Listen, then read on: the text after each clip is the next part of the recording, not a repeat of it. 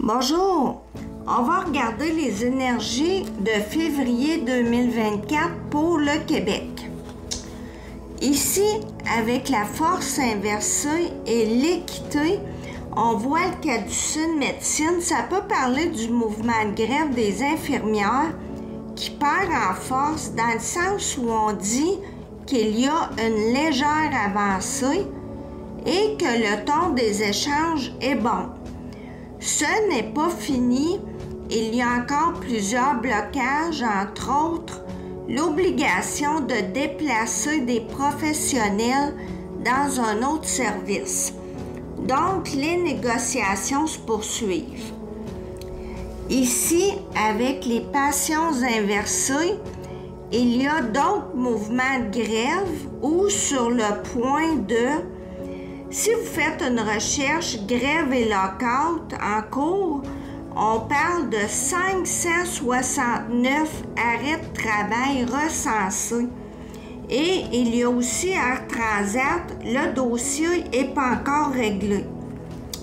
On rêve de parvenir à des ententes, mais avec l'étoile inversée, on n'y croit plus trop.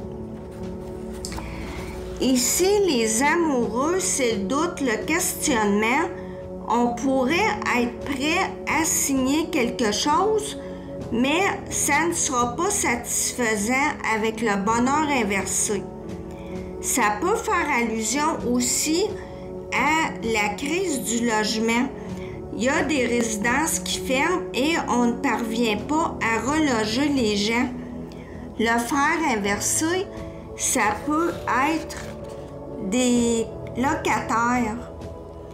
Ici, avec la papesse inversée, on va apprendre des choses qu'on ne veut pas trop que ça se sache.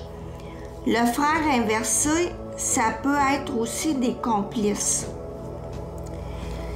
Ici, l'amour et la croix, pour moi, ça parle clairement du cardinal Gérald Cyprien Lacroix qui fait les manchettes avec les honneurs et la chance inversée pour les mauvaises raisons et les visés par des allégations de gestes à caractère sexuel sur une jeune fille en 87-88.